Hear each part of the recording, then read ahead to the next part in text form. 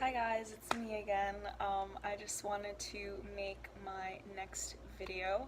I know that it's been a very long time since I have posted. It's something that I wanted to do every week, and I think it's been close to a month since I posted the last one. Um, but if you have not checked them out, I have two other videos so far. One is kind of the intro and to tell you guys what it is that I want to do with these videos, and the second one is about co-parenting. So if you haven't checked them out, go check them out right now. So in this video, what I wanted to talk about is my faith.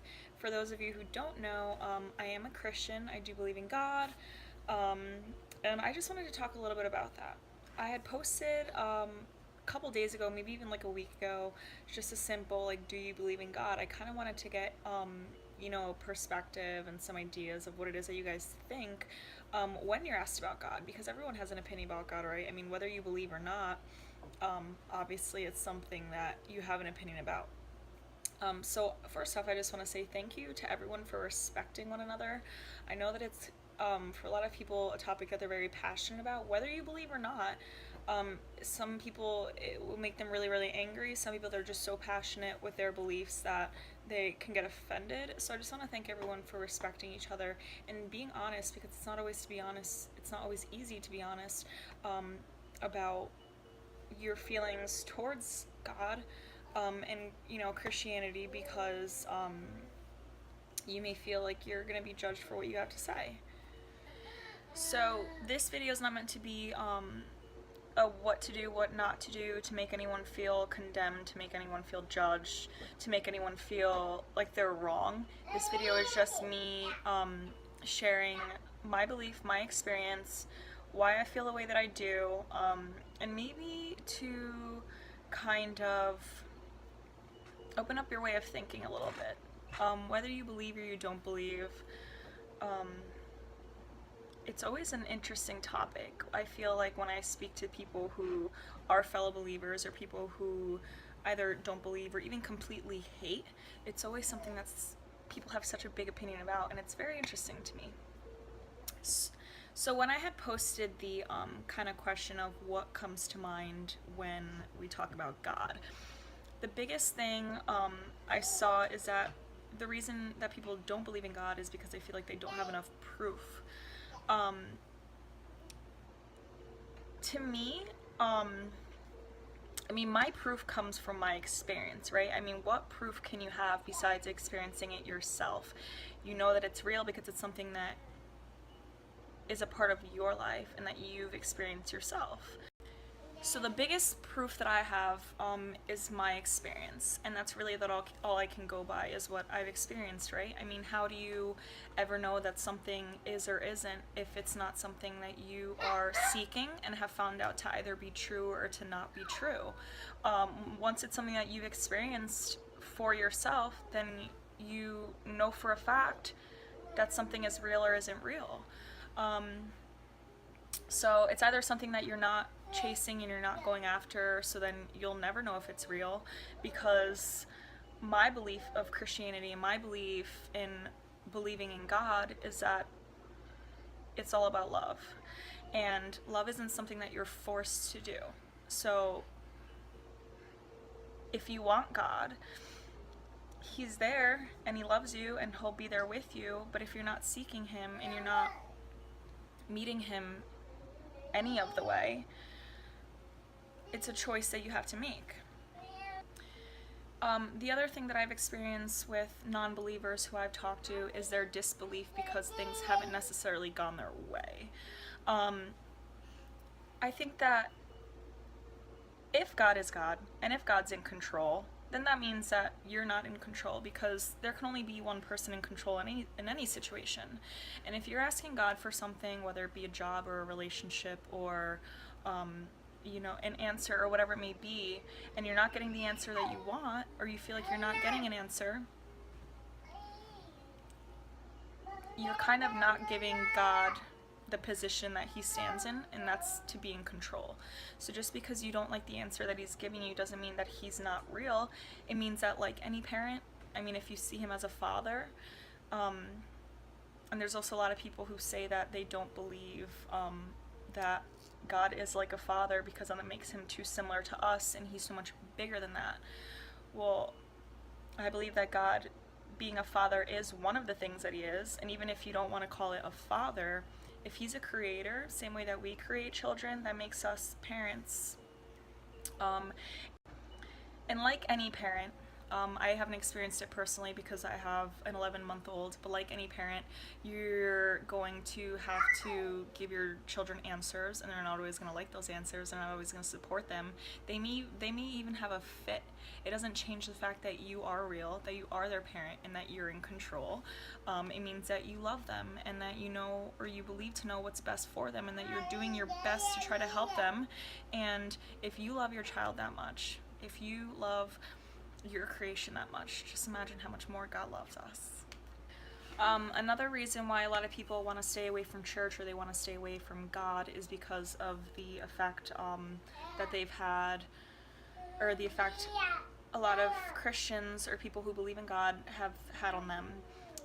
They feel like they're going to be judged if they go into a church. They feel like a lot of Christians are too aggressive with their approach, and I've seen it a million times. I know so many Christians who are. Even in my own church, I'm sure there are people who are like that.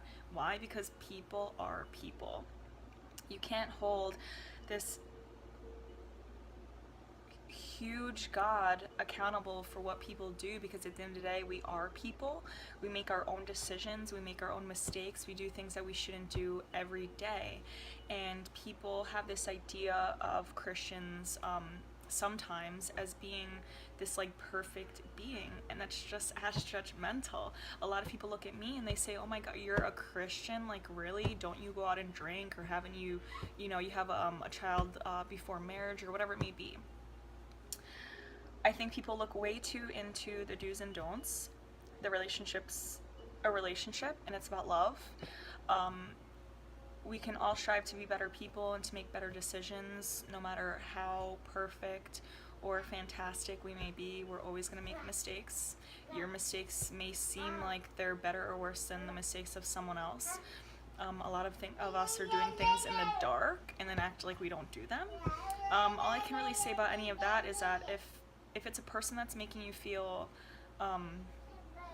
uncomfortable with the idea, that has nothing to do with God whatsoever. They're a person. They're not God. They're gonna make mistakes. They're gonna be idiots. They're gonna do things they shouldn't do.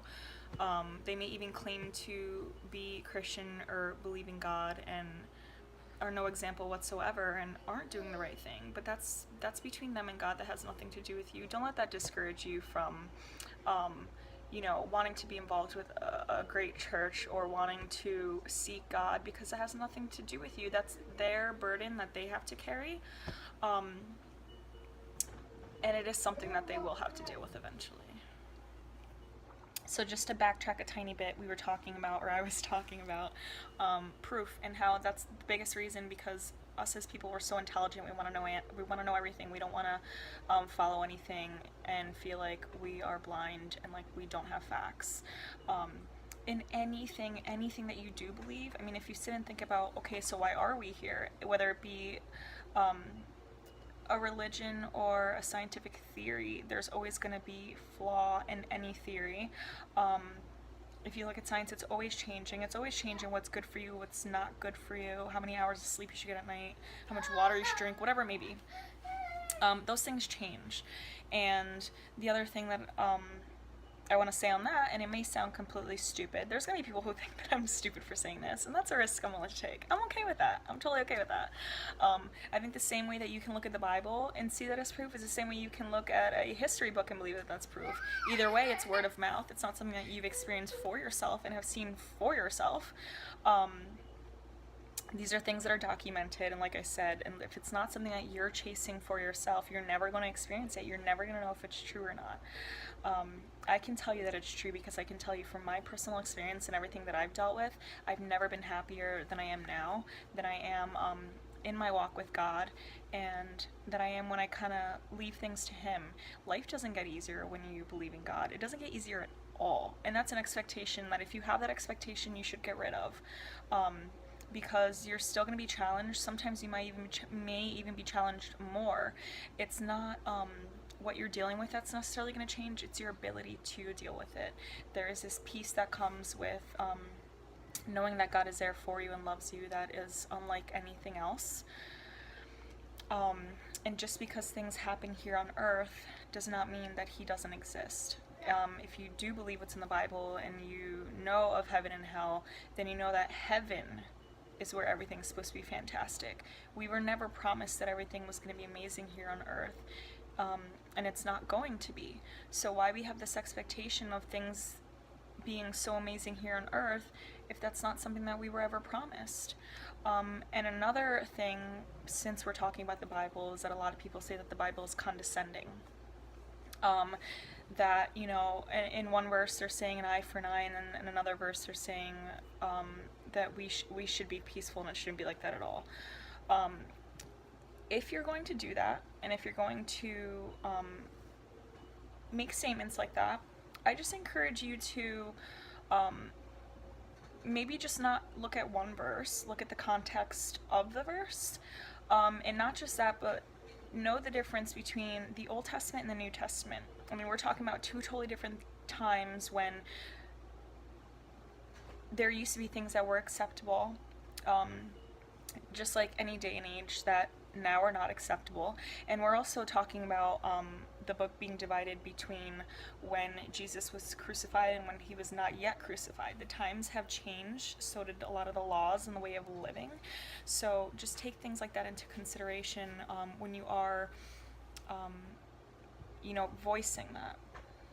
So whatever your belief is has nothing to do with how I'm going to view you, how I'm going to treat you. It's just something that, when you have something that changes your life so drastically in such a positive way, it is something that you want to share and you want to encourage people to be a part of. So if any of you have any questions that you want to message me about, or you have anything good or bad to say about my video, please feel free to do so. And just have a great day, guys.